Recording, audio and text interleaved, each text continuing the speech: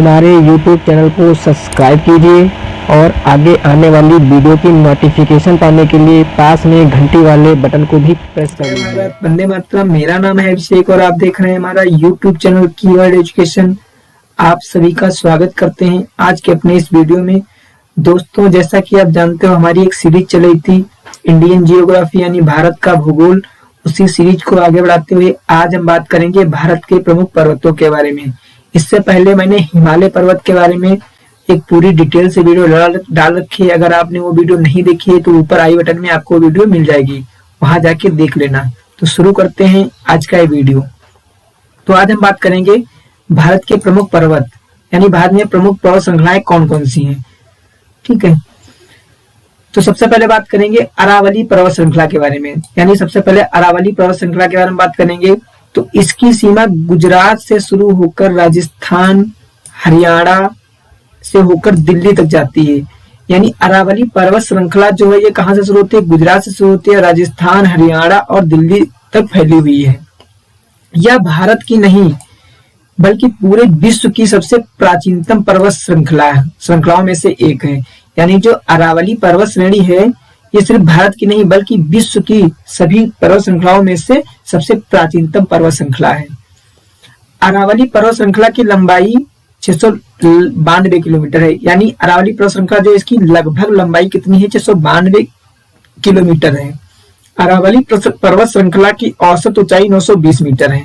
यानी अरावली पर्वत श्रृंखला जो है इसकी औसत ऊंचाई कितनी है? 920 मीटर है।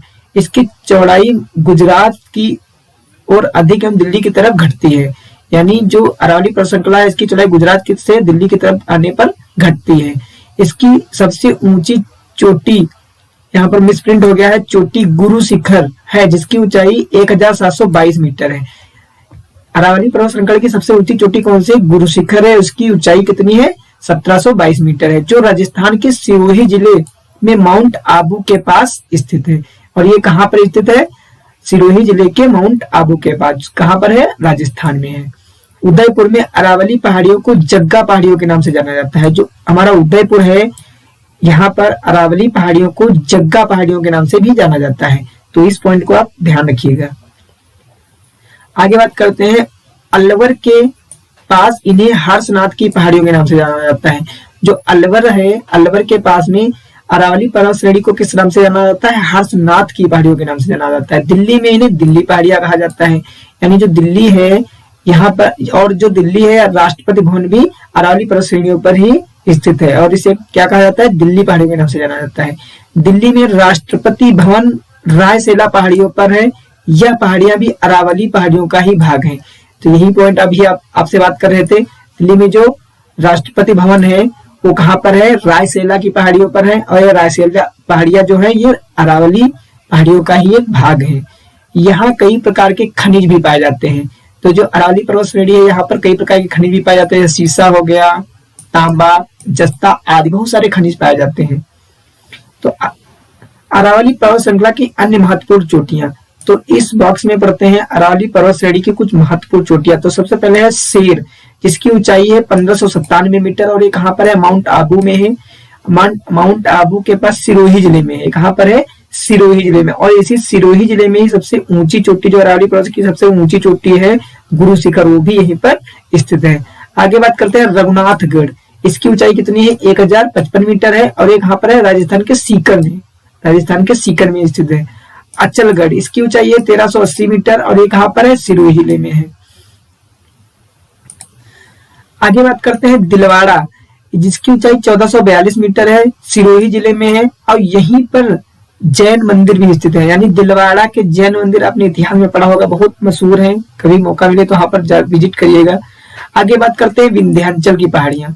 तो विंध्याचल की पहाड़ियों की भौगोलिक स्थिति कुछ इस प्रकार है। मालवा के पठार के दक्षिण में, यानी जो विंध्याचल की पहाड़ियां हैं वो मालवा के पठार में किधर है? दक्षिण की तरफ है। आगे सोन नदी के उत्तर में, जो सोन नदी है उसके उत्तर में है। गुजरात तथा राजस्थान की सीमा पर है। जो गुजरात और राजस्थान जो सीमा है वहां पर विंध्याचल की पहाड़ियां, ये गुजरात से शुरू होकर मध्य प्रदेश, उत्तर प्रदेश तथा बिहार तक जाती हैं। जो विंध्याचल की पहाड़ियां कहाँ से शुरू होती हैं? गुजरात से शुरू होती हैं मध्य प्रदेश, उत्तर प्रदेश से होते हुए बिहार तक जाती हैं। इस पर्वत श्रृंखला को 3 भागों में बांटा जा सकता है। जो विंध्याचल पर्वत श्रृंखला है इसको कितने भागों में बांटा जा सकता है? 3 भागों में बांटा जा सकता है। सबसे पहला है भारनेर की पहाड़ियां, जो कि कहां पर स्थित है? मध्य प्रदेश में स्थित है। दूसरा है कैमूर की पहाड़ियां, ये कहां पर है? बिहार और मध्य प्रदेश में है। और तीसरा है पारसनाथ की पहाड़ियां, ये कहां पर है? झारखंड में है। तो भारनेर की पहाड़ियां मध्य प्रदेश में, कैमूर की पहाड़ियां बिहार तथा मध्य प्रदेश में और पारसनाथ की पहाड़ियां झारखंड में स्थित है। विंध्याचल पर्वत श्रृंखला की कुल लंबाई 1050 किलोमीटर है। कैमूर पहाड़ियों को मिलाकर, यानी कैमूर पहाड़ियों को मिलाकर विंध्याचल पर्वत की लंबाई कितनी है? 1050 किलोमीटर है। विंध्याचल पर्वत श्रृंखला की औसत ऊंचाई 300 से 600 मीटर है। कितनी है? 300 से 600 मीटर है। विंध्याचल पर्वत की सबसे ऊंची या विंध्याचल पर्वत श्रृंखला का सबसे उच्चतम बिंदु कौन सा है? सद्भावना शिखर। कौन सा शिखर है? सद्भावना शिखर। आगे बात करेंगे सतपुड़ा की पहाड़ियां। सतपुड़ा पहाड़ियों के उत्तर में नर्मदा नदी बहती है तथा दक्षिण में ताप्ती नदी बहती है। ये दोनों नदियां भ्रंश घाटी से होकर बहती हैं। तो ये बहुत ही इंपॉर्टेंट पॉइंट है कि नर्मदा नदी और ताप्ती नदी कहां से होकर बहती है? भ्रंश घाटी से होकर बहती हैं। और ये किन पहाड़ियों के बीच में बहते हैं? सतपुड़ा की पहाड़ियों के बीच में बहती है।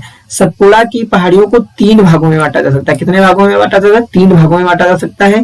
पहला है राजपीपला की पहाड़ियां, दूसरा है महादेव की पहाड़ियां और तीसरा है मैकाल की पहाड़ियां। तो यहाँ पर कुछ पॉइंट लिखे हुए हैं। अमरकंटक, जहां से नर्मदा नदी एवं सोन नदी नामक 2 नदियां निकलती हैं। अमरकंटक एक स्थान है जहां से नर्मदा नदी और सोन नदी निकलती है। इसी मैकाल पहाड़ी का हिस्सा है। यानी अमरकंटक जो है ये कहाँ का हिस्सा है? मैकाल की पहाड़ी का हिस्सा। और यहाँ से सोन नदी तथा नर्मदा नदी निकलती है। अमरकंटक ही मैकाल पहाड़ी का उच्चतम बिंदु है।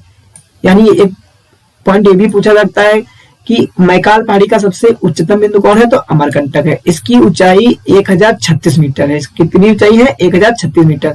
अब महादेव की पहाड़ियों के बारे में कुछ पॉइंट दिए हैं, इनके बारे में बात कर लेते हैं। सतपुड़ा की पहाड़ियों का सबसे उच्चतम बिंदु धूपगढ़ इसी का हिस्सा है। यानी जो सतपुड़ा की पहाड़ियां हैं उसका जो सबसे उच्चतम बिंदु है धूपगढ़, वो किसका हिस्सा है? महादेव की पहाड़ियों का। धूपगढ़ की चोटी पंचमढ़ी के पास है। जो धूपगढ़ की चोटी है वो कहां पर है? पंचमढ़ी के पास है। ताप्ती नदी का स्रोत भी महादेव की पहाड़ियां है। जो ताप्ती नदी निकलती है वो कहां से निकलती है? महादेव की पहाड़ियों से होकर निकलती है। आगे बात करेंगे पूर्वोत्तर की पहाड़ियां। दोस्तों, ऐसी वीडियो देखने के लिए आप हमारे चैनल को सब्सक्राइब कर लीजिए और हमारे चैनल पर एक बार विजिट जरूर करिए। हर प्रकार की प्लेलिस्ट में आपको अच्छी से अच्छी वीडियो मिल जाएंगी। आगे बात करेंगे पूर्वोत्तर की पहाड़ियां। ये पहाड़ियां हिमालय पर्वत का हिस्सा है। जो पूर्वोत्तर की पहाड़ियां है ये किसका हिस्सा है? हिमालय पर्वत का हिस्सा है। ये पहाड़ियां मुख्यतः 5 राज्यों में बटी हुई हैं। कितने राज्यों में? 5 राज्यों में।